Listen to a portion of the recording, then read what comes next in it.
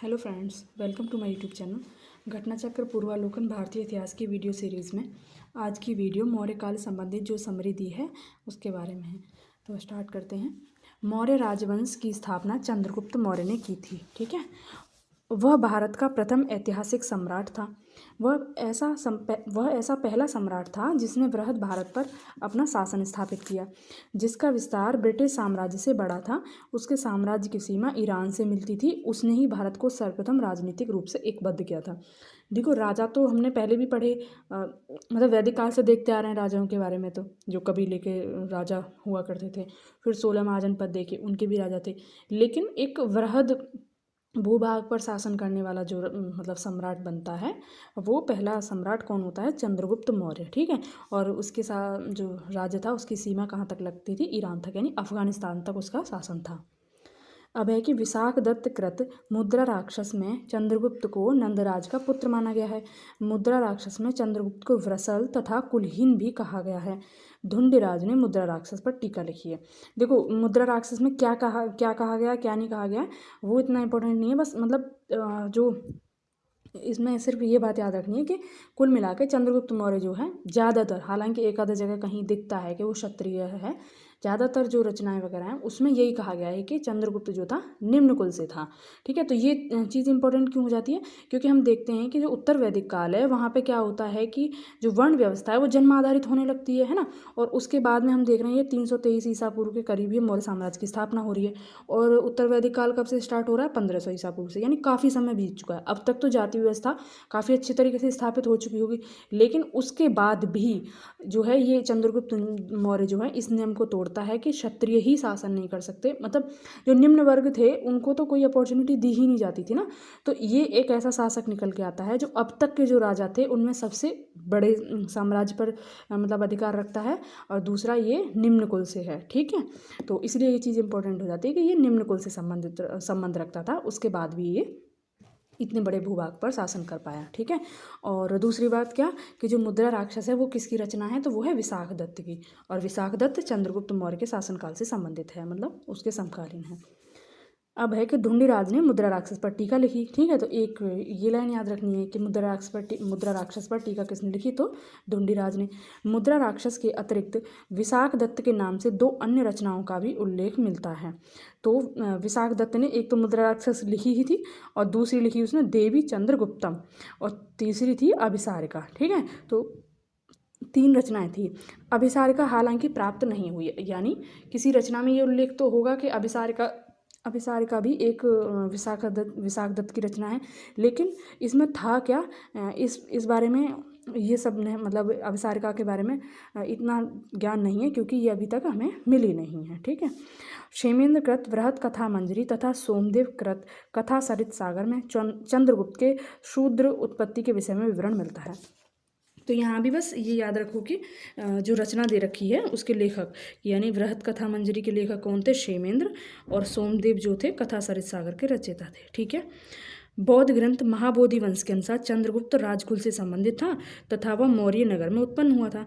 हेमचंद्र के परिशिष्ट पर्वन में चंद्रगुप्त को मयूर पोषकों के ग्राम के मुखिया की पुत्री का पुत्र बताया। मतलब ये सब छोड़ो, बस इतना याद ध्यान रखना है कि परिशिष्ट पर्वन के रचयिता कौन थे? हेमचंद्र थे। ठीक है, नेक्स्ट है कि विलियम जोन्स पहले विद्वान थे जिन्होंने सैंड्रो कोट्स की पहचान मौर्य शासक चंद्रगुप्त मौर्य से की। यानी देखो, चंद्रगुप्त मौर्य जो था वो एक शासक था। ठीक है, लेकिन इसके बाद हमें कैसे पता चलता है सबसे पहले कि ऐसा कोई शासक था? तो उसके बारे में सबसे पहले बताते हैं विलियम जोन्स। ठीक है, तो विलियम जोन्स ने चंद्रगुप्त को किस नाम से प्रोनाउंस किया? तो वो किया सैंड्रो कोट्स से। ठीक है, तो सबसे पहले इन्होंने बताया था, इसलिए ये चीज़ हमें याद रखनी चाहिए कि सैंड्रो कोट्स का मतलब चंद्रगुप्त मौर्य, और ये नाम किसने दिया? विलियम जोन्स ने। फिर उसके बाद में दे रखा है कि एरियन तथा प्लूटार्क ने चंद्रगुप्त मौर्य को एंड्रोकोट्स के नाम से वर्णित किया। तो देखो, विलियम जोन्स एस से एंड हो रहा है, एस से स्टार्टिंग हो रही है, यहाँ एरियन से स्टार्टिंग हो रही है, यहाँ भी मतलब ए से और ए से, मतलब दोनों नाम सेम है ना, तो थोड़ा सा याद करने के लिए बस ऐसे देख लेना। जस्टिस ने सैंड्रो कोट्स और सिकंदर महान की भेंट का उल्लेख किया है। देखो, हमने जब पहले देखा था लास्ट वीडियो में 1-2 वीडियो पहले हमने देखा था कि जब सिकंदर का आक्रमण हुआ तो उस समय यहाँ पे शासक कौन था, तो वो था नंदवंश का शासक धनानंद, ठीक है। लेकिन यहाँ पे जस्टिन कह रहा है कि जो सेंड्रोकोट्स था यानी चंद्रगुप्त मौर्य था वो सिकंदर से मिलता है, यानी चंद्रगुप्त मौर्य शासन कर रहा था, ठीक है। तो इसलिए यहाँ पे थोड़ा सा ये जो स्टेटमेंट है ये अलग है पहले वाले से, तो हमें ये दोनों स्टेटमेंट पता होनी चाहिए। ऋषि चाणक्य ने अपने पुत्र का नाम चाणक्य रखा। तो चाणक्य सब लोग जानते हैं, चाणक्य यानी कौटिल्य, उसका दूसरा नाम कौटिल्य भी है। तो जो चाणक्य थे उनके पिता का नाम था चाणक्य। तो ऋषि चाणक्य ने अपने पुत्र का नाम चाणक्य रखा। अर्थशास्त्र के लेखक के रूप में, अर्थशास्त्र के लेखक के रूप में का मतलब चाणक्य जो थे अर्थशास्त्र के लेखक थे। तो अर्थशास्त्र के लेखक के रूप में इस पुस्तक में उल्लिखित कौटिल्य तथा एक पदग्रंथ में उल्लिखित विष्णुगुप्त नाम की साम्यता चाणक्यता से की जाती है। यानी चाणक्य की जो पुस्तक थी यानी जो रचना थी अर्थशास्त्र, उसमें 2 नाम हैं, एक तो कौटिल्य और विष्णुगुप्त। ये दोनों नाम भी चाणक्य के ही थे, ठीक है। पुराणों में उसे द्विजर्षभ कहा गया। तो द्विजर्षभ का मतलब द्विज मीन्स होता है दोबारा जन्म लेना, है ना। तो जो ब्राह्मण हैं उनको द्विज कहा गया। द्विज क्यों कहा गया? क्योंकि ब्राह्मण कब बनते हैं? जब उनको ज्ञान की प्राप्ति हो जाती है ना। क्योंकि पहले तो जन्म आधारित था नहीं, कर्म आधारित थी वर्ण व्यवस्था। तो यानी जिसने ज्ञान की प्राप्ति की, जिसने वेद इत्यादि का ज्ञान प्राप्त किया, वो ब्राह्मण कहलाया। और जब ज्ञान प्राप्ति हो जाती है तो इंसान का जीवन का जो दृष्टिकोण है वो एकदम से चेंज हो जाता है ना। तो मतलब बहुत ज़्यादा परिवर्तित हो जाता है। तो एक तरीके से वो क्या होता है, उसका दूसरा जन्म होता है, इसलिए ब्राह्मण को द्विज कहा गया। और इसको कौटिल्य को द्विजर्षभ यानी ब्राह्मण में भी श्रेष्ठ। कौटिल्य यानी चाणक्य द्वारा मौर्य काल में रचित अर्थशास्त्र शासन के सिद्धांत की पुस्तक है। यानी देखो, जो कौटिल्य की पुस्तक है अर्थशास्त्र, तो नाम तो उसका अर्थशास्त्र है, लेकिन जो उसकी विषय वस्तु है वो क्या है? राजनीतिक, है ना। तो वो शासन के सिद्धांतों पर आधारित है। इसमें राज्य के सप्तांग सिद्धांत हैं। तो ये पूछ ले जाता है, ये सातों हमें याद रहनी चाहिए। यानी जो राज्य है उसके लिए 7 आवश्यक मूलभूत चीज़ें क्या क्या हैं? राजा, अमात्य, जनपद, दुर्ग, कोष, दंड एवं मित्र, ठीक है। कौटिल्य का अर्थशास्त्र ऐतिहासिक ग्रंथ नहीं है, अपितु है राजनीति शास्त्र का एक अद्वितीय ग्रंथ है। इसकी तुलना मैकियावेली के प्रिंस से की जाती है। तो जो अर्थशास्त्र है उसकी रचना किससे की जाती है? तो मैकियावेली की रचना है प्रिंस। चंद्रगुप्त मौर्य ने दक्षिण भारत की विजय प्राप्त की। जैन एवं तमिल साक्ष्य भी चंद्रगुप्त मौर्य की दक्षिण विजय की पुष्टि करते हैं। यानी इधर तो वो ईरान तक जा पहुंचा और वो इधर दक्षिण की तरफ भी जा पहुंचा। जो अभी तक मतलब जो उत्तर के जो भी शासक थे वो अवंती तक तो गए थे, मगध के शासकों के बारे में हमने देखा, लेकिन उसके दक्षिण में नहीं गए थे। लेकिन चंद्रगुप्त मौर्य जो है वो दक्षिण तक गया था और वहाँ उसने विजय प्राप्त की थी। राजनीतिक तौर पर समस्त भारत का एकीकरण चंद्रगुप्त मौर्य के नेतृत्व में संभव हुआ। प्रारंभिक विजयों के फलस्वरूप चंद्रगुप्त का साम्राज्य व्यास नदी से लेकर सिंधु नदी तक के प्रदेश पर हो गया। रुद्रदामन के अभिलेख से पश्चिमी भारत पर उसका अधिकार प्रमाणित होता है। जैन ग्रंथों के अनुसार सौराष्ट्र के साथ साथ अवंती पर भी चंद्रगुप्त मौर्य का अधिकार था, ठीक है। देखो, ये पहला सम्राट बन रहा है। सम्राट यानी जो राजा हैं उनमें महान एक तरीके से समझ सकते हैं, यानी बड़े भूभाग का शासक। तो सम्राट जो है, जो राजाओं में सुपीरियर होता है उसके लिए एक तरीके से कहा जाता है सम्राट। तो अब ये पहली बार सम्राट बन रहा है। तो हमें ना जो मौर्य काल था यानी उसमें साम्राज्य का विस्तार कहाँ तक हुआ ये हमें पता होना चाहिए, है ना। तो इसलिए ये इम्पोर्टेंट बन जाता है और इसको लेके क्वेश्चन भी बना है कि मतलब ऐसे करके मैप बना के दिया था कि ये राजनीतिक विस्तार जो दिखा रखा है ये किस काल से संबंधित है। तो उसमें एक मौर्य का भी ऑप्शन था, यानी मौर्य काल का जो राजनीतिक विस्तार है वो कहाँ तक था ये हमें जानना ज़रूरी है, ठीक है। नेक्स्ट है कि उसकी मृत्यु के समय, यानी चंद्रगुप्त मौर्य की मृत्यु के समय उसके साम्राज्य का विस्तार पश्चिम में हिंदू कुश पर्वत से, पूर्व में बंगाल की खाड़ी तक तथा उत्तर में हिमालय की श्रृंखलाओं से दक्षिण में मैसूर तक। ये वाली लाइन याद रखो कि मौर्य काल की साम्राज्य का विस्तार कहाँ तक था। ये जो बीच में पड़ा है ये याद ना रहे, कोई दिक्कत नहीं, कि व्यास नदी से लेके सिंधु नदी तक, क्योंकि स्टार्टिंग में कैसे था, फिर कैसे था, फिर कैसे था। हमें मैक्सिमम सीमा याद रखनी है मौर्य काल की कि कहाँ से कहाँ तक विस्तृत होती है। तो इधर हिंदू कुश पर्वत से लेकर दक्षिण में मैसूर तक और उत्तर में हिमालय से लेकर और इधर साइड बंगाल की खाड़ी तक, ठीक है। 150 ईस्वी के रुद्रदामन के जूनागढ़ अभिलेख में आनर्त और सौराष्ट्र, यानी गुजरात में पड़ता है सौराष्ट्र, तो आनर्त और सौराष्ट्र प्रदेश में चंद्रगुप्त मौर्य के प्रांतीय राज्यपाल पुष्यगुप्त द्वारा सिंचाई के बांध के निर्माण का उल्लेख मिलता है। तो मतलब सौराष्ट्र तक भी उसका शासन था, एक तरीके से ये कहना चाह रहे हैं कि ये जो साक्ष्य है वो बता रहे हैं कि उसका सौराष्ट्र तक शासन था। तो अब यहाँ ये याद रखना है कि जो जूनागढ़ का शिलालेख है वो किससे संबंधित है, तो वो रुद्रदामन से। ठीक है। और मौर्य का जो प्रांतीय राज्यपाल था उसका नाम था पुष्यगुप्त, उसने जो है सौराष्ट्र में सिंचाई के लिए बांध का निर्माण कराया था। जिससे यह सिद्ध होता है, मतलब ये जो शिलालेख मिला जिसमें हमें पता चला कि पुष्यगुप्त ने सिंचाई के लिए बांध का निर्माण कराया था, तो इससे यह सिद्ध होता है कि पश्चिमी भारत का यह भाग मौर्य साम्राज्य में शामिल था। ठीक है। चंद्रगुप्त मौर्य ने सिकंदर के साम्राज्य के पूर्वी भाग के शासक सेल्यूकस की आक्रमणकारी सेना को 305 ईसा पूर्व में परास्त किया था। ठीक है। तो सिकंदर के साम्राज्य के पूर्वी भाग का शासक था सेल्यूकस। जब सिकंदर ने आक्रमण किया तो जहाँ जहाँ उसने मतलब विजय प्राप्त की वहाँ पे उसने अपने जो थे अपने शासक उसने नियुक्त कर दिए, अपने लोग उसने नियुक्त कर दिए कि यहाँ के शासक तुम हो, यहाँ के शासक तुम हो। ठीक है। तो जो सिकंदर के जो पूर्वी भाग का जो शासक था सेल्यूकस, उसने भारत पर आक्रमण किया। ठीक। कब किया? 305 ईसा पूर्व में। यूनानी लेखकों ने बिंदुसार को अमित्रोकेडीज कहा है। तो बिंदुसार को क्या नाम दिया है? अमित्रोकेडीज। विद्वानों के अनुसार अमित्रोकेडीज का संस्कृत रूप है अमित्रघात। अमित्र यानी मित्र का अपोजिट, शत्रुओं का नाश करने वाला। जैन ग्रंथ उसे सिंहसेन कहते हैं। किसको? बिंदुसार को। जैन ग्रंथ में, यानी अब जो चंद्रगुप्त मौर्य उसके बाद में बिंदुसार आ रहा है। ठीक है। तो जैन ग्रंथ में बिंदुसार की माता का नाम दुर्धरा मिलता है। दिव्यावदान के अनुसार बिंदुसार के समय में तक्षशिला में विद्रोह हुआ था, उसको दबाने के लिए उसने अपने पुत्र अशोक को भेजा था। तो बिंदुसार के बाद में कौन है मौर्य शासक? अशोक। ठीक है। तो बिंदुसार के बारे में ज़्यादा याद नहीं रखना, बस उसकी उपाधि याद रखनी है, और फिर उसके बाद में अशोक के बारे में हमें डिटेल में पढ़ना है। स्ट्रैबो के अनुसार बिंदुसार के समय में मिस्र के राजा एंटियोकस ने डायमेकस नामक राजदूत भेजा। एक ये बिंदुसार को लेके एक ये लाइन याद रखनी है कि बिंदुसार के समय में मिस्र के राजा, यानी बिंदुसार का समकालीन मिस्र का राजा कौन था? एंटियोकस। तो उसने अपना एक राजदूत भेजा डायमेकस। प्लिनी के अनुसार मौर्य राजदरबार में मिस्र के राजा टोलेमी द्वितीय फिलाडेल्फस ने डायनोसिस नामक एक राजदूत भेजा। तो मिस्र का राजा था एक टालेमी द्वितीय, जिसने डायनोसिस नाम का एक राजदूत भारत में भेजा था। बिंदुसार ने सीरिया के शासक एंटियोकस से 3 वस्तुओं की मांग की।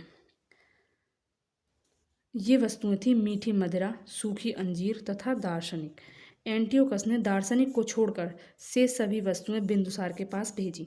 बौद्ध साक्ष्यों के अनुसार अशोक ने अपने पिता के शासनकाल में अवंती यानी उज्जैनी का उपराजा वायसराय था। तो अशोक जो था बिंदुसार के समय कहाँ का वायसराय था? तो अवंती यानी उज्जैनी का वायसराय था। असम और सुदूर दक्षिण को छोड़कर संपूर्ण भारतवर्ष अशोक के साम्राज्य के अंतर्गत था। तो असम और सुदूर दक्षिण को छोड़कर, यानी इस पूर्व साइड में असम रह जाता है, बाकी ये बंगाल वगैरह ये सब उसके शासन के अंतर्गत ही थे। अशोक ने अपनी प्रजा के विशाल समूह को ध्यान में रखकर ही एक ऐसे व्यवहारिक धम्म का प्रतिपादन किया जिसका पालन आसानी से सभी कर सकें। ठीक है। तो अशोक जो है ना बौद्ध धर्म का अनुयायी हो जाता है, हालांकि वो पहले ब्राह्मण धर्म का अनुयायी था, और उसके बाद वो एक धम्म का प्रतिपादन करता। तो धम्म क्या था? एक तरीके से व्यवहारिक, मतलब लोगों के व्यवहार को सही करने के लिए धम्म था। ठीक है। तो ऐसे व्यवहारिक धम्म का प्रतिपादन किया जिसका पालन आसानी से सभी कर सकेंगे। तो सहिष्णुता, उदारता एवं करुणा उसके त्रिविध आयाम थे। तो धम्म की महत्वपूर्ण विशेषता थी कि इसमें सहिष्णुता, उदारता और करुणा पर बल दिया जाता था। ठीक है। ये कोई अलग से धर्म नहीं था। अशोक 272 ईसा पूर्व के लगभग मगध का राजा बना। तो अशोक की डेट याद रखनी है कि वो राजा कब बना, और एक डेट याद रखनी है कि उसने उसका मतलब राजाभिषेक दे रखा है इसमें। ठीक है।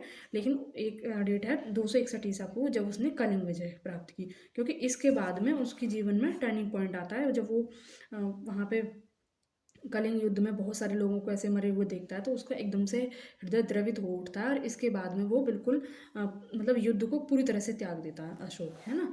तो मतलब ये कलिंग विजय कब हुई? तो 261 ईसा पूर्व। ये शायद इसमें होगी या नहीं होगी तो याद रख लेना, ठीक है।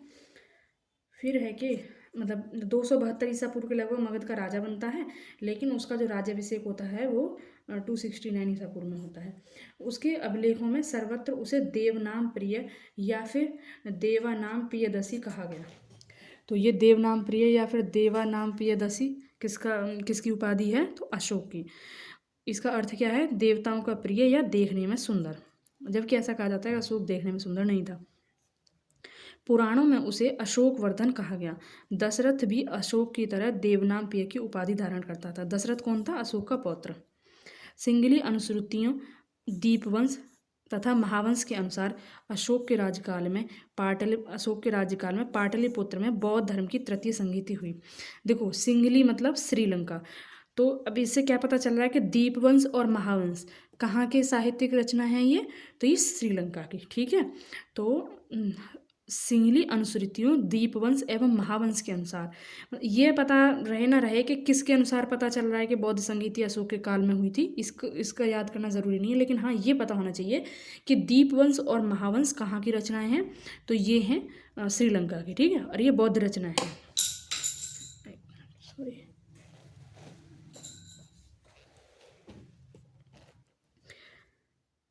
अशोक के राज्यकाल में पाटलिपुत्र में बौद्ध धर्म की तृतीय संगीति हुई थी। इसकी अध्यक्षता मुगलिपुत्र तिस्स ने की थी, ठीक है। तो तृतीय बौद्ध संगीति कहाँ हुई? पाटलिपुत्र में। अध्यक्षता किसने की? मुगलिपुत्र तिस्स नामक बौद्ध भिक्षु। दीपवंश एवं महावंश के अनुसार अशोक को उसके शासन के चौथे वर्ष निग्रोध नामक भिक्षु ने बौद्ध मत में दीक्षित किया। तो अशोक को किसने दीक्षित किया था बौद्ध मत में? निग्रोध। तत्पश्चात मोगलीपुत्र तिस्स के प्रभाव में वह पूर्ण रूपेण बौद्ध हो गया। दिव्यावदान के अनुसार अशोक को उपगुप्त नामक बौद्ध भिक्षु ने बौद्ध धर्म में दीक्षित किया। मौर्य शासकों में अशोक और उसका पौत्र दशरथ बौद्ध धर्म के अनुयायी थे। अशोक के अभिलेखों में रज्जुक नामक अधिकारी का उल्लेख मिलता है।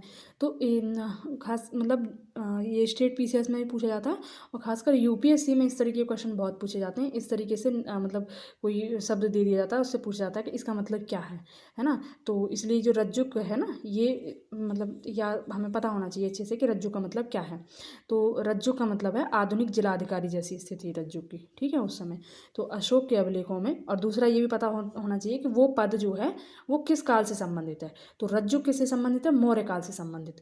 और रज्जुक का पद कैसा था? आधुनिक जिलाधिकारी जैसा, जिसे राजस्व तथा न्याय दोनों क्षेत्रों में अधिकार प्राप्त थे। अग्रोनोमोई, ये तो पूछ भी रखा है।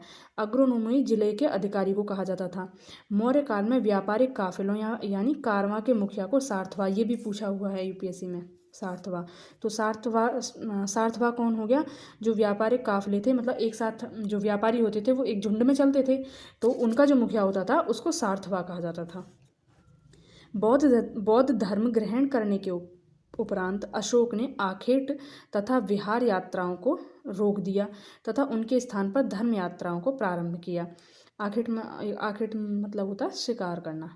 तो राज्याभिषेक के 10 वर्ष बाद, 8वें शिलालेख से हमें पता चल रहा है कि राज्याभिषेक के 10 वर्ष बाद संबोधि तथा 20 वर्ष बाद रुमिनदेई गया तथा उनकी पूजा की। अच्छा देखो, ये कह रहे हैं मतलब इसका मतलब क्या है कि राज्याभिषेक के 10 वर्ष बाद जो है अशोक जो था वो कहाँ जाता है? बोध गया में, ठीक है, जहाँ पे महात्मा बुद्ध को ज्ञान प्राप्ति हुई थी। और 20 वर्ष बाद जाता है रुमिनदेई या फिर लुम्बिनी, जहाँ पे रुमिनदेई अभिलेख कहता है इस बात को कि वो 20 वर्ष बाद रुमिनदेई जाता है। तो रुमिनदेई कहाँ पे है? ये लुम्बिनी को रुमिनदेई नाम से भी जाना जाता है, जहाँ पे महात्मा बुद्ध का जन्म हुआ था, ठीक है। जहाँ महात्मा बुद्ध का जन्म हुआ था वहाँ गया 20 वर्ष बाद, और जहाँ उनको ज्ञान प्राप्ति हुई वहाँ गया वो 10 साल बाद। तो ये हमें शिलालेख पता होना चाहिए। 8वां शिलालेख बता रहा है बोध गया के बारे में, और रुमिनदेई अभिलेख बता रहा है रुमिनदेई के बारे में। और यहाँ जाके फिर इसने क्या किया था? रुमिनदेई में इनको कर में छूट प्राप्त की थी। तो ये लाइन भी हमें मतलब हो सकता है कहीं आएगी, और नहीं आएगी तो मतलब ये पता होना चाहिए कि रुमिनदेई के लोगों के लिए उसने कर में छूट प्रदान की थी, और वो इसीलिए प्रदान की थी क्योंकि वो महात्मा बुद्ध के जन्म से संबंधित स्थल था। इतिहासकार विंसेंट आर्थर स्मिथ ने अपनी पुस्तक Ashoka the Buddhist emperor of India के 7वें अध्याय the Indian legend of Ashoka में साहित्यिक साक्ष्यों के आधार पर उपगुप्त के साथ अशोक की धम्म यात्राओं का क्रम इस प्रकार दिया है। पहले लुम्बिनी, फिर कपिलवस्तु, बोधगया, सारनाथ, कुशीनगर और श्रावस्ती। ये सब कुछ याद नहीं रखना, बस ये दोनों चीज़ याद रखनी है कि वो कब कहाँ गया। ठीक है, इनका बस इतना याद रखना है कि जो विंसेंट आर्थर स्मिथ हैं ये क्या हैं, एक इतिहासकार हैं। ठीक है, और इसको मतलब ऑप्शन में लाके यूपीएससी ने क्वेश्चन पूछा हुआ है कि ये पुरातत्ववेत्ता हैं क्या। मतलब उसमें 4 ऑप्शन थे और 3 लोग उसमें पुरातत्ववेत्ता थे और एक नहीं थे, तो वो जो चौथा ऑप्शन था वो ये विंसेंट स्मिथ ही था, है ना। मतलब इन्होंने इस तरीके से खुदाई वुदाई नहीं की, हालांकि मतलब इन्होंने पुस्तकें लिखी हैं। तो इनकी पुस्तक का नाम है the Indian legend of Ashoka. ठीक है, बस ये बात याद रखनी है कि विंसेंट आर्थर स्मिथ, इनकी पुस्तक का नाम क्या है। फिर है कि अशोक ने अपने राज्याभिषेक के 10 वर्ष बाद बोध गया की यात्रा की। ये अभी हमने पहले पढ़ाई है। 20 वर्ष बाद लुम्बिनी की, ये भी यहीं पढ़ा था अभी। बुद्ध की जन्मभूमि होने के कारण लुम्बिनी ग्राम का भोग कर माफ कर दिया। भोग नहीं है, ये भूमि कर होगा। भोग कर माफ कर दिया तथा भू राजस्व 1/6 से घटाकर 1/8 कर दिया। ठीक है, तो जो भूमि राजस्व था, भोग कर तो उसने माफ़ कर दिया। भोग कर कोई अलग अलग तरीके के करते, हो सकता है कोई कर होता होगा, भूमि राजस्व तो ये वाला है। तो भोग कर को तो उसने पूरी तरह से माफ़ कर दिया था और भू राजस्व में कमी कर दी थी। ठीक है, 1/6 से 1/8 कर दिया। कालसी, कालसी ये उत्तराखंड पड़ता है। कालसी, गिरनार तथा मेरठ के अभिलेख ब्राह्मी लिपि में हैं। अशोक का इतिहास हमें मुख्यतः उसके अभिलेखों से ही ज्ञात होता है। उसके अभिलेखों का विभाजन 3 वर्गों में किया जाता है।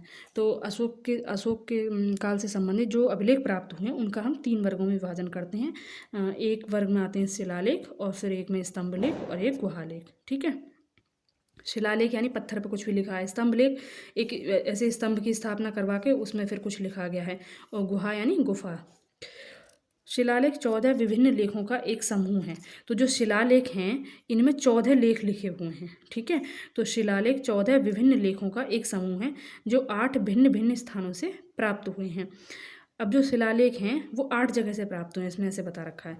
तो कहाँ कहाँ से, शाहबाजगढ़ी, मानसेहरा, कालसी। ये देखो हम इधर साइड से चल रहे हैं, अगर हमें इस तरीके से इंडिया का मैप कुछ इस तरीके से देखें तो ये इस साइड से चल रहे हैं। ये पाकिस्तान की जगह होगी शाहबाजगढ़ी, मानसेहरा, और कालसी ये फिर उत्तराखंड। तो शाहबाजगढ़ी, मानसेहरा, कालसी, गिरनार ये गुजरात का हो गया, गिरनार, धौली, जौगढ़, मतलब ये इधर आ गए हम उड़ीसा की तरफ, धौली, जौगढ़, एरागुड़ी आंध्र प्रदेश में हो गया, और सोपारा ये महाराष्ट्र में हो गया। ठीक है, तो देखो ये हमें लोकेशन पता होनी चाहिए। इन लोकेशन से मतलब क्वेश्चन बन जाते हैं, तो हमें एलिमिनेट करने में आसानी होती है। और यूपीएससी में ना इसका तो मुझे पता है, सोपारा को दे रखा है, और शायद एक बार गिरनार भी दिया है, और कलसी भी दिया है, ऑप्शन में करके दिया था। एग्जैक्ट क्वेश्चन क्या था मुझे याद नहीं है, लेकिन ये ऑप्शन में थे। और ये हमें ये पता हो कि ये कहाँ हैं, तो उससे हम आंसर तक पहुँच जाते हैं आराम से। ठीक है, तो ये 8 जगह से हमें इसके शिलालेख मिले हैं, और 8 जगह हमें याद होनी चाहिए और इनकी लोकेशन पता होनी चाहिए। अशोक के अधिकांश अभिलेख प्राकृत भाषा एवं ब्राह्मी लिपि में लिखे गए। तो अशोक के जो लेख थे वो किसके लिए थे, जनता के लिए थे। और जनता, आम जनता किस में समझेगी, जो लोक भाषा होगी। संस्कृत तो कुछ विशिष्ट लोगों के लिए थी ना, संस्कृत के लिए अलग से ज्ञान प्राप्त करना पड़ता था, मतलब शिक्षा लेनी पड़ती थी, तब जाके समझ आती थी संस्कृत। जो लोक भाषा थी वो थी प्राकृत, और इसी वजह से उनके जो अभिलेख हैं वो प्राकृत भाषा में और ब्राह्मी लिपि में हैं। 2 अभिलेख शाहबाजगढ़ी और मानसेरा की लिपि ब्राह्मी न होकर खरोष्टी है। तो यानी जो उत्तर की तरफ, उत्तर पश्चिम कह लो, तो ये पश्चिम की तरफ जो उसके अभिलेख हैं उनकी जो लिपि है वो ब्राह्मी न होकर खरोष्टी है। तक्षशिला के आरमेयक लिपि में, तक्षशिला से आरमेयक लिपि में लिखा गया एक भग्न अभिलेख शरेकुना नामक स्थान से यूनानी तथा आर्मेयिक लिपियों में लिखा गया द्विभाषीय यूनानी एवं सीरियाई भाषा अभिलेख तथा लंगमान नामक स्थान से आर्मेयिक लिपि में लिखा गया अशोक का अभिलेख प्राप्त हुआ है। देखो बस ये याद रखना कि ऐसे क्वेश्चन आ जाए कि सिर्फ और सिर्फ प्राकृत में ही मिले हैं, प्राकृत भाषा में, तो वो गलत होगा। और फिर एक मतलब ये क्वेश्चन ज़्यादातर पूछा जाता है कि खरोष्टी लिपि में जो अभिलेख हैं वो कहाँ से मिले, तो वो इधर साइड पश्चिम की तरफ, मानसेरा और शाहबाजगढ़ी। ठीक है, बाकी ये सारे याद हो जाएं तो अच्छी बात है। ब्राह्मी लिपि का प्रथम उद्वाचन पत्थर की पट्टियों यानी शिलालेखों पर उत्कीर्ण अक्षरों से किया गया था। तो ब्राह्मी लिपि का पहली बार जो पढ़ा गया था वो शिलालेखों पर, यानी जो पत्थर जो थे उन पर जो लिखा गया था वो पढ़ा गया पहली बार। छोड़ो इसे, बेकार की लाइन है। इस कार्य को संपादित करने वाले प्रथम विद्वान सर जेम्स प्रिंसेप थे, जिन्होंने अशोक के अभिलेखों को पढ़ने का श्रेय हासिल किया। बस इतना याद रखना है कि ब्राह्मी लिपि में जो अशोक के लेख सर्वप्रथम पढ़े थे तो वो किसने पढ़े थे? जेम्स प्रिंसेप ने। ठीक है, तो यानी हम अगर ये कहें कि अशोक के बारे में हमें बताने वाला सबसे पहला जो इतिहासकार था वो कौन था? वो जेम्स प्रिंसेप था। ठीक है, जेम्स प्रिंसेप से हमें पता चलता है कि अशोक जैसा कोई शासक रहा था। ठीक है, अब है कि D.R. भंडारकर ने मात्र अभिलेखों के आधार पर अशोक का इतिहास लिखने का प्रशंसनीय प्रयास किया है। तो जेम्स प्रिंसेप ने सबसे पहली बार बता दिया कि जो अभिलेख हैं ये अशोक नाम का कोई राजा है उससे संबंधित हैं, और D.R. भंडारकर ने जो है अशोक के अभिलेखों के आधार पर मतलब पूरा इतिहास लिखा है। प्राक अशोक ब्राह्मी लिपि का पता श्रीलंका स्थित अनुराधापुर से चला। तो अनुराधापुर कहाँ है? ये श्रीलंका में। कुछ और स्थानों के अभिलेख से इस प्रकार की लिपि का साक्ष्य मिलता है, जिनके नाम इस प्रकार हैं: पेपरहवा, सोहगोरा और महास्थान। प्राचीन भारत में खरोष्ठी लिपि दाएं से बाएं लिखी जाती थी। तो दाएं से बाएं यानी उल्टी तरफ हो गई। हिंदी संस्कृत वगैरह कैसे लिखी जाती है? इधर बाएं से दाएं। ठीक है, तो खरोष्ठी कैसे लिखी जा रही है? दाएं से बाएं। इसे पढ़ने का श्रेय मैसन, प्रिंसेप, नॉरिस, लेसेन, कनिंघम आदि विद्वानों को। यानी खरोष्ठी लिपि तो कई लोगों ने पढ़ी है, और इसने जो पढ़ी थी, इसने कौन सी पढ़ी थी? ब्राह्मी लिपि। जो जेम्स प्रिंसेप है इन्होंने ब्राह्मी लिपि में प्राकृत भाषा को पढ़ा था। अशोक का नामोल्लेख करने वाला गुर्जरा लघु शिलालेख मध्य प्रदेश के दतिया जिले में स्थित है। तो अशोक को हम किस नाम से, अशोक का नाम ज़्यादातर क्या मिल रहा है? देवनाम प्रिय। हमने पहले देखा देवनाम प्रिय या फिर देवनाम प्रियदर्शी। अशोक का नाम अशोक जहाँ मिला है वो कहाँ मिला है? गुर्जरा लघु शिलालेख से। ठीक है, गुर्जरा, और गुर्जरा कहाँ पड़ता है? ये मध्य प्रदेश के दतिया जिले में पड़ता है। और अन्य भी जो शिलालेख हैं वहाँ से भी हमें, मतलब पहला तो ये था जहाँ से हमें पता चला कि ये अशोक का है, जिसमें अशोक का नाम लिखा मिला। और अन्य जो हैं मास्की, नेतू और उड़ेगुलम, ये 4 मात्र लेख हैं जहाँ से हमें अशोक का नाम अशोक ही मिलता है, बजाय देवनाम प्रिय इत्यादि के। ठीक है,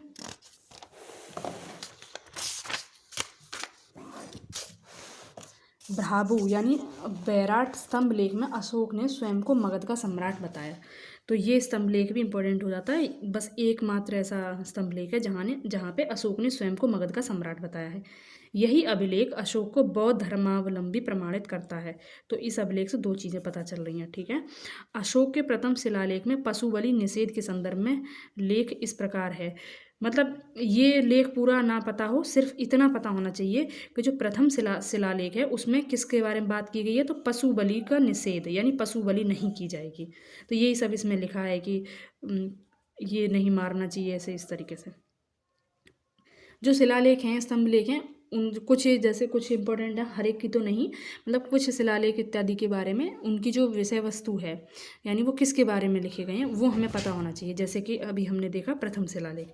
5वें स्तंभ लेख में अशोक द्वारा राज्याभिषेक के 26वें वर्ष बाद विभिन्न प्रकार के प्राणियों के वध को वर्जित करने का स्पष्ट उल्लेख है। तो जो 5वां स्तंभ लेख है उसमें अशोक ने विभिन्न प्रकार के प्राणियों, मतलब कुछ प्राणी विशेष का उल्लेख किया गया कि इनका वध नहीं होना चाहिए। जैसे रुमिनदेही अभिलेख, उससे हमें क्या पता चल रहा है? रुमिनदेही अभिलेख से कि लुम्बिनी में उसकी यात्रा हुई थी, है ना। तो इस तरीके से कुछ लेख हैं, उनसे हमें पता होना चाहिए कि उनसे हमें क्या पता चलता है। अशोक के राज्यकाल की पहली बड़ी घटना कलिंग युद्ध, और इसमें अशोक की विजय थी। अशोक के 13वें शिलालेख में इस युद्ध के संदर्भ में स्पष्ट साक्ष्य मिलते हैं। तो कलिंग युद्ध का वर्णन कलिंग युद्ध के बारे में हमें कहाँ से पता चलता है? 13वें शिलालेख से। यह घटना अशोक के शासनकाल के 8 वर्ष बाद यानी 261 ईसा पूर्व में घटित हुई थी। इस शिलालेख में उसने कलिंग युद्ध से हुई पीड़ा पर अपना दुख और पश्चाताप व्यक्त किया। अशोक के दीर्घ शिलालेख यानी 12वें शिलालेख में सभी संप्रदायों के सार की वृद्धि होने की कामना की गई है। अब देखो ये चीज़ इंपॉर्टेंट हो जाती है, मतलब अगर ये पता हो हमें कि ऐसा भी कोई शिलालेख है जहाँ पे वो सभी संप्रदायों के सार की वृद्धि हो, यानी सार का मतलब जो उनका मूल उद्देश्य है वो सभी का जो है सभी की वृद्धि होनी चाहिए, सभी संप्रदायों की। अगर हमें ये पता हो कि किसी एक शिलालेख में ये चीज़ लिखी गई है, तो यूपीएससी का एक क्वेश्चन था, उसमें ऐसी इस तरीके से स्टेटमेंट थी कि ब्राह्मणों का सम्मान करना चाहिए, ये सब करना चाहिए। तो फिर उसमें ऑप्शन दे रखा था शायद कि ये किसके लेख से संबंधित है, ऐसा कुछ था, तो उसमें आंसर होता अशोक। तो हमें ऐसा लग सकता है कि वो तो बौद्ध धर्मावलंबी था, बौद्ध धर्म को ज़्यादा प्रमोट करता था, बौद्ध संगीति भी हुई थी इसके काल में, तो वो ब्राह्मण वगैरह धर्म को क्यों प्रोत्साहित करेगा। तो अगर ये वाला पता होता तो हम आराम से ये अंदाज़ा लगा सकते हैं कि हाँ ये अशोक से संबंधित होगा, ठीक है, क्योंकि अशोक का जो शिलालेख है 12वां शिलालेख, वो जो है सभी संप्रदायों के सार की वृद्धि की कामना कर रहा है, ठीक है। अब है कि अशोक के दूसरे एवं 13वें शिलालेख में संगम राज्यों की सूचना मिलती है। ये भी पता होना चाहिए कि संगम राज्यों के बारे में सूचना मिल रही है दूसरे और 13वें शिलालेख से। मौर्य शासक अशोक के 13वें शिलालेख से यह ज्ञात होता है कि अशोक के 5 यवन राजाओं के साथ मैत्रीपूर्ण संबंध थे। जो 5 यवन राजा थे वो कौन से थे? आंतियोक या फिर इसे एंटियोकस भी कहते हैं, जो कि सीरिया का शासक था। तुर्मय या तुर्माय, जिसको टोलेमी सेकंड फिलाडेल्फस भी कहते हैं, ये कहाँ का राजा था? मिस्र का। अंतकिनी, जिसका अन्य नाम है एंटीगोनस गोनातास, ये मैसिडोनिया या फिर मकदूनिया का शासक था।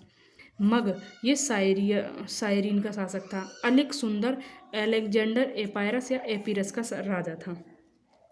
इसमें ना 2-3 नाम, एक तो ये अंतियोक वाला और ये टोलेमी फिलाडेल्फस वाला, यानी मिस्र का शासक कौन और सीरिया का कौन, ये दोनों, और ये तीसरा मकदूनिया वाला अंतकिनी, ठीक है। अंतियोक, अंतकिनी और ये टोलेमी, ये याद होनी चाहिए। लास्ट वाले 2-3 रह जाए कोई दिक्कत नहीं है। गोरखपुर जिले से प्राप्त सोहगोरा ताम्रपत्र अभिलेख और बांग्लादेश के बोगरा जिले से प्राप्त महास्थान अभिलेख की रचना अशोककालीन प्राकृत भाषा में हुई और उन्हें ईसा पूर्व 3री सदी के ब्राह्मी लिपि में लिखा गया।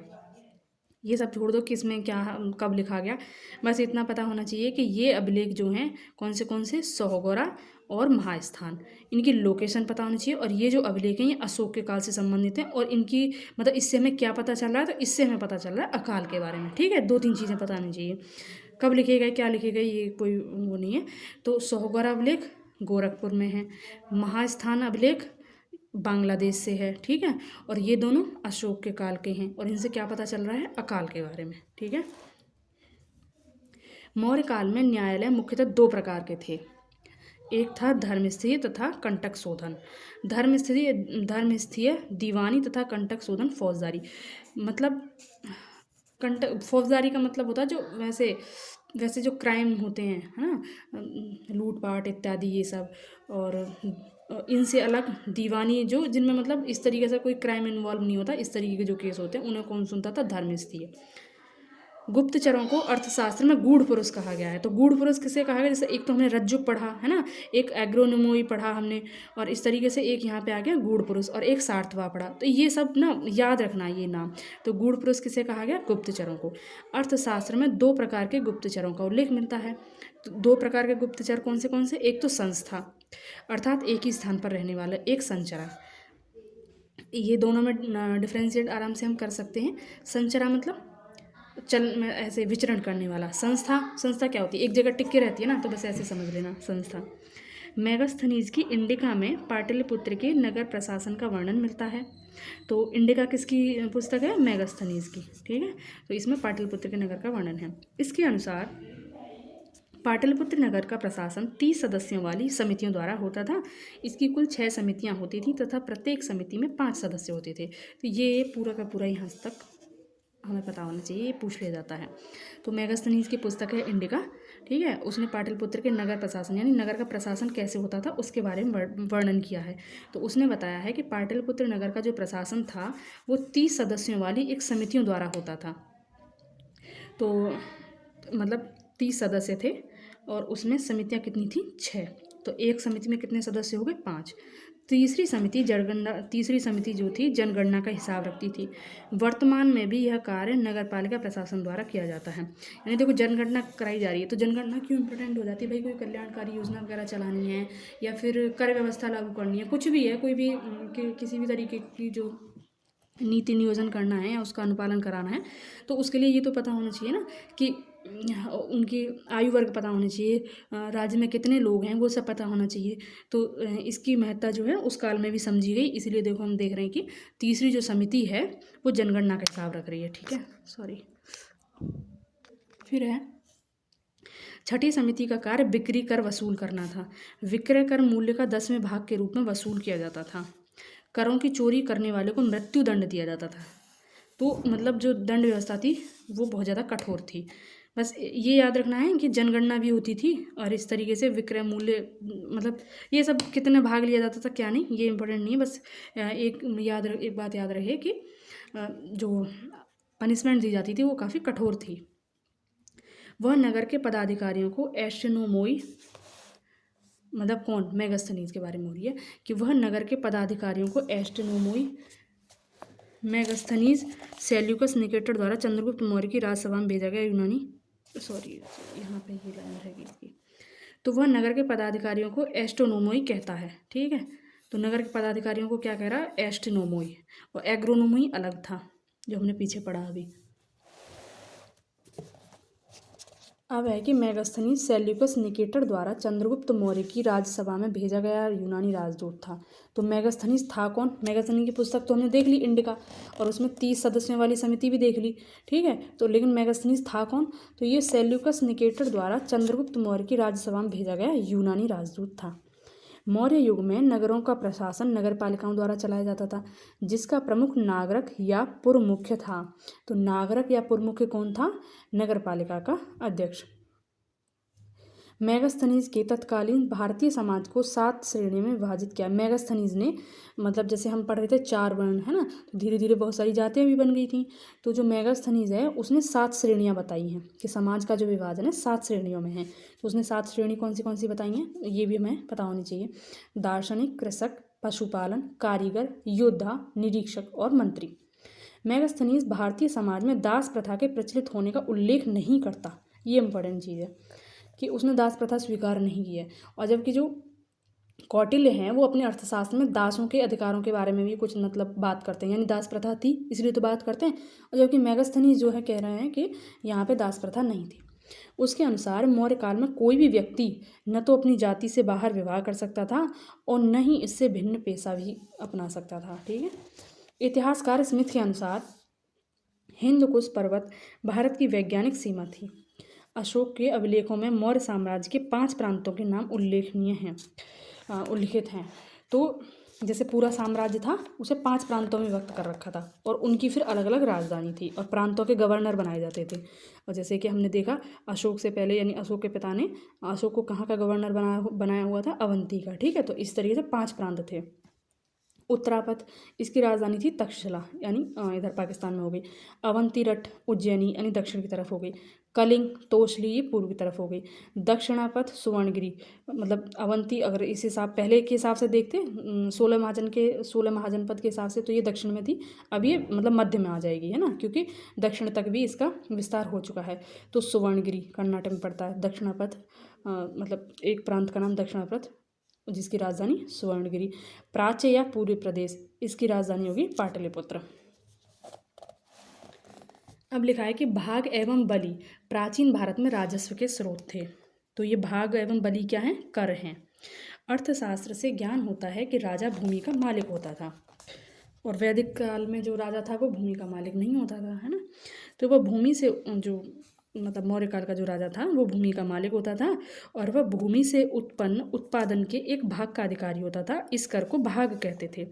इसी प्रकार बलि भी राजस्व का स्रोत था। ठीक है, अब है कि मौर्य मंत्रिपरिषद में राजस्व एकत्र करने का कार्य समाहर्ता के द्वारा किया जाता था। तो समाहर्ता कौन था? जो राजस्व एकत्रित करता था। अंतपाल सीमा रक्षक या सीमावर्ती दुर्गों की देखभाल करता था, जबकि प्रदेष्टा विषयों या कमिश्नरों का प्रशासक था। ये सारे नाम हमें याद होना चाहिए अच्छे से। उपयुक्त पदाधिकारियों के अतिरिक्त अन्य पदाधिकारी इस प्रकार हैं। पण्याध्यक्ष, ये था वाणिज्य का अध्यक्ष। सुराध्यक्ष, सुरा तो समझ में आ रहा होगा ना, शराब। सूनाध्यक्ष, बूचड़ खाने का अध्यक्ष, यानी जानवरों को मार मार के सूना कर दो, ऐसे याद रख लो। गणिका अध्यक्ष, गणिका मीन्स होता है वैश्या, तो वैश्याओं का निरीक्षक। सीता अध्यक्ष, सीता से होता है कृषि, तो राज्य के कृषि विभाग का अध्यक्ष। आकाराध्यक्ष यानी खानों का अध्यक्ष, लक्षणाध्यक्ष छापे खाने का अध्यक्ष, लोहाध्यक्ष धातु विभाग का, और नवाध्यक्ष जहाजरानी विभाग का। ठीक है। अर्थशास्त्र में पति द्वारा परित्यक्त पत्नी के लिए विवाह विच्छेद की अनुमति दी गई है। यानी अगर पति ने पत्नी को मतलब छोड़ दिया है तो मतलब तलाक की व्यवस्था की बात की गई है। मौर्यकालीन समाज में तलाक की प्रथा थी। पति के बहुत समय तक विदेश में रहने या उसके शरीर में दोष होने पर पत्नी उसका त्याग कर सकती थी। इसी प्रकार पत्नी के व्यभिचारिणी होने या बंध्या होने जैसी दशाओं में पति उसका त्याग कर सकने का अधिकारी था। देखो आज के टाइम पे भी ना जो डाइवोर्स लेने के जो मतलब डाइवोर्स किस आधार पर ले सकते हैं वो यही हैं, सिवाय इस चीज़ को छोड़ के। विदेशियों को भारतीय समाज में मनु द्वारा व्रात्य क्षत्रिय का सामाजिक स्तर दिया गया था। विदेशियों को भारतीय समाज में मतलब जो विदेशी थे उनको क्या कहा जाता था, तो व्रात्य क्षत्रिय। सारनाथ स्तंभ का निर्माण अशोक ने करवाया था। इस स्तंभ के शीर्ष पर सिंह की आकृति बनी है जो शक्ति का प्रतीक है। इस प्रतिकृति को भारत सरकार ने अपने प्रतीक चिन्ह के रूप में मतलब लिया है। तो ये तो सबको पता ही है कि भारत सरकार का प्रतीक चिन्ह क्या है, और वो कहाँ से लिया है, सारनाथ से। सारनाथ कहाँ है, ये इधर इलाहाबाद की तरफ। ठीक है। मौर्य युगीन सभी स्तंभ चुनार के बलुआ पत्थरों से निर्मित हैं। ये फैक्ट याद रखना है कि सभी स्तंभ चुनार के बलुआ पत्थरों से निर्मित हैं। स्थापत्य कला के दृष्टिकोण से सांची के स्तूप को सर्वश्रेष्ठ माना गया है। सांची कहाँ है, सांची मध्य प्रदेश के रायसेन जिले में स्थित है। इसका निर्माण अशोक ने कराया था। इस स्तूप का आरंभिक काल 3वीं शताब्दी ईसा पूर्व था। भरूच का स्तूप मध्य प्रदेश के सतना जिले में स्थित है। तो सांची का और भरूच दोनों ही मध्य प्रदेश में हैं और दोनों ही अशोक के काल से संबंधित हैं। सांची के स्तूप की खोज हेनरी टेलर तथा भरूच के स्तूप की खोज अलेक्जेंडर कनिंघम ने की थी। अमरावती का स्तूप आंध्र प्रदेश के गुंटूर जिले में कृष्णा नदी के दाहिने तट पर है। बस इतना याद रहे कि अमरावती कहाँ से संबंधित, आंध्र प्रदेश से। ये सातवाहनों के काल में बनता है स्तूप। कर्नल कॉलिन मैकेंजी ने 1797 में इस स्तूप का पता लगाया। सारनाथ का धमेक स्तूप गुप्तकालीन है। तो ये गुप्तकालीन हो गया, ये सातवाहन कालीन हो गया, ये मौर्यकालीन हो गए दोनों। तो सारनाथ का धमेक स्तूप गुप्तकालीन है जो बिना अधिष्ठान के समतल भूमि पर बनाया गया। अधिष्ठान मतलब चबूतरा नहीं है, बिना चबूतरे के, बाकी सब चबूतरे पे बने हैं।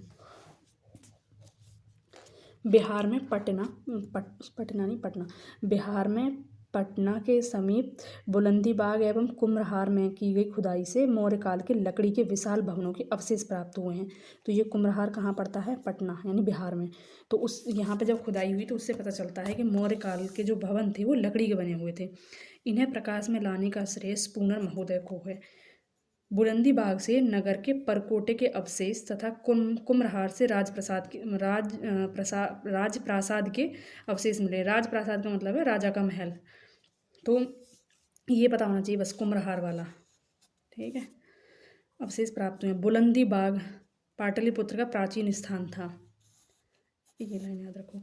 जिस महत्वाकांक्षी व्यक्ति ने 184 ईस्वी में अंतिम मौर्य शासक वृहदत्त की हत्या करके शुंग राजवंश की स्थापना की थी, वह इतिहास में पुष्यमित्र शुंग के नाम से जाना जाता है। यानी मौर्य वंश का अंत किसने किया था, तो पुष्यमित्र शुंग ने। तो मौर्य वंश का अंतिम शासक कौन था, तो वो था वृहदत्त। ठीक है, वृहदत्त था अंतिम शासक। और अब है कि ईस्वी की कुछ शताब्दियों में चंद्रगुप्त मौर्य एवं अशोक ने गिरनार क्षेत्र में जल संसाधन व्यवस्था की ओर ध्यान दिया। ठीक है। उस क्षेत्र में चंद्रगुप्त मौर्य ने सुदर्शन झील खुदवाई तथा अशोक ने ईस्वी पूर्व 3वीं शताब्दी में इसमें नहरें निकाली। शक क्षत्रप रुद्रदामन के जूनागढ़ अभिलेख में इन दोनों के कार्य का वर्णन है। जूनागढ़ के शासक रुद्रदामन ने इस झील की मरम्मत कराई थी। ये पहले भी आया था। ये रुद्रदामन का जो अभिलेख है उसका नाम है जूनागढ़ अभिलेख। और इससे पता चलता है कि मौर्य शासक का एक राज्यपाल था, स्थानीय राज्यपाल, यानी वहीं का गिरनार का राज्यपाल। उसने यहाँ पे सिंचाई कार्य के लिए बांध बनवाया था और रुद्रदामन ने जो है उसकी मरम्मत कराई थी। और रुद्रदामन कहाँ का शासक था, तो ये जूनागढ़ का, जो कि गुजरात में ही पड़ता है। ठीक है, बस इतना याद रखना है। अब इसमें क्वेश्चन है, ये नेक्स्ट वीडियो में देखते हैं। ठीक है, आज की वीडियो इतनी। Thank you.